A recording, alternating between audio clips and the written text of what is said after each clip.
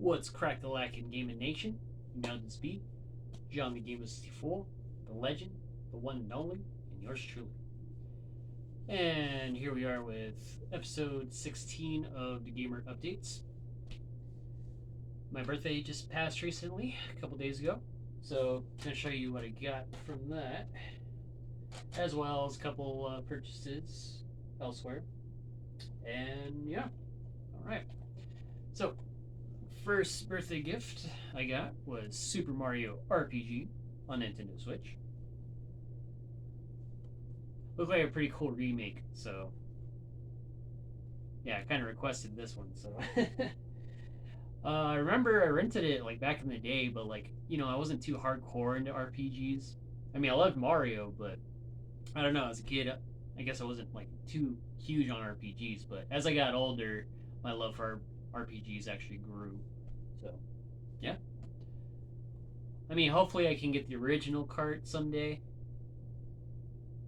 I mean, if I really want to get a repro of it, but. But anyways, I'll settle for the remake. So we're good. Alright, and staying on that remake train, also got Resident Evil 4 Remake on PlayStation 4. So yeah, been wanting to play it. Resident Evil 4 is badass. Although I kind of wish that they remade Code Veronica instead. But so far what I'm playing of it, it's pretty damn good. So definitely enjoyed it, man. And then I heard they announced they're going to do a Dead Rising 1 remake. So, that's going to be on the newer console, so that doesn't really pertain to me. But I do have it on the Wii, and I actually like the Wii version. Well, yeah, so those were the birthday gifts. Now on to the purchases. So, got these two from AliExpress, and these are reproduction games. And we got Radiant Silvergun. Probably one of the most coveted shoot 'em ups on the system. I love how it's so intricate, and all the weapon combinations that you do in the game, and which weapons you need to use on certain enemies and whatnot. But it's a treasure game, so it's definitely definitely hard as hell. But man, it's such a good game. Loving it so far. All right, and another Sega Saturn game we got is Golden Axe: The Duel, which was a fighting game.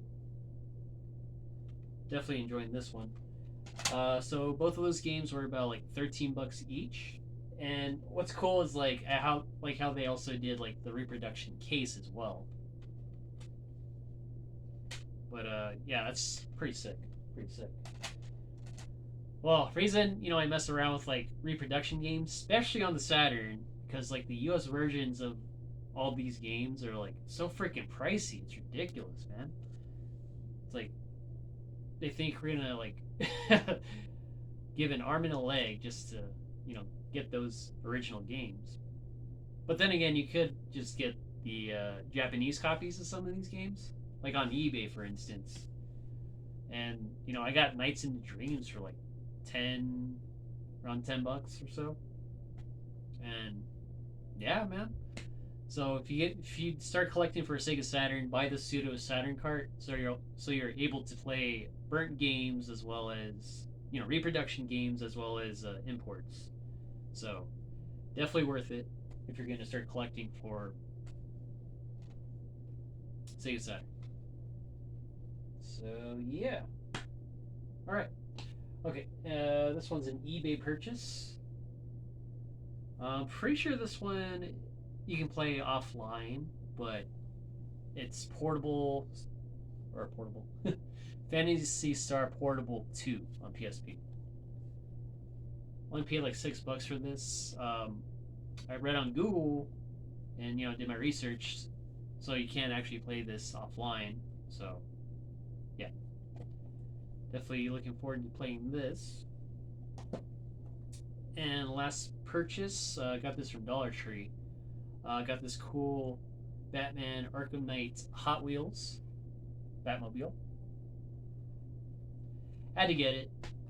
Plus, I got the game on PS4, and it was a really good game. Really good game. But yeah, Arkham series is amazing.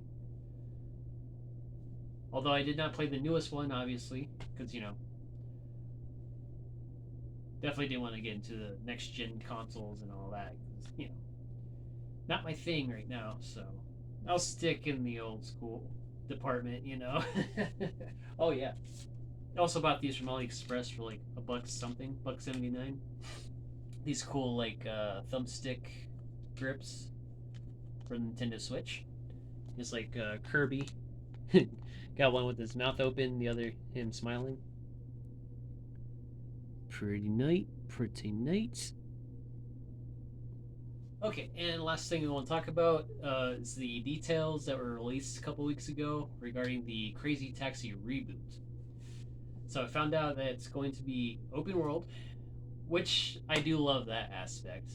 So maybe it'll be like along the lines of like in Grand Theft Auto when you do the taxi missions or the cab driver missions, but crazier. But the other thing that kind of worried me, or yeah, it's only two things that kind of worried me. So like in the article, it says that it's going to be an MMO, so massively multiplayer online game, and AAA title. I'm like, we know what AAA titles are nowadays. Well, with the how modern gaming is, their greed and all flash, no substance type of thing. I just hope Sega takes a page from the offline version of Phantasy Star Online Episode 1 and 2 on GameCube, where you're still able to play through. You can play it single player or offline local multiplayer, split screen. So that's what I'm hoping Sega does. Take a page from the GameCube version of Phantasy Star Online 1 and 2. Because not everyone wants to play online, man. It's like, don't gut what Crazy Taxi used to be about. It was a crazy arcade driving game that was just like really fun to play. It's like, not everyone wants to play online. And I think that's one of the issues with like next gen gaming. It's all about, everything has to be online. I'm like, no, it doesn't. I mean, I'm happy that the series is back, where there's a new entry, but I guess we'll see what happens. But yeah, I probably can't even get it. I doubt they're gonna put it on the original Switch, and then Switch 2 is probably gonna come out soon. I don't even know if I'm gonna shell out for that. But like I said, I'm kind of done with like next gen gaming since I think it was after PS4, Xbox One, and Switch. Like that's when I was done with next gen gaming. I'm like PS5, Xbox Series X, man. I'm good, man. Like I'm too much of an old school gamer for that. But yeah.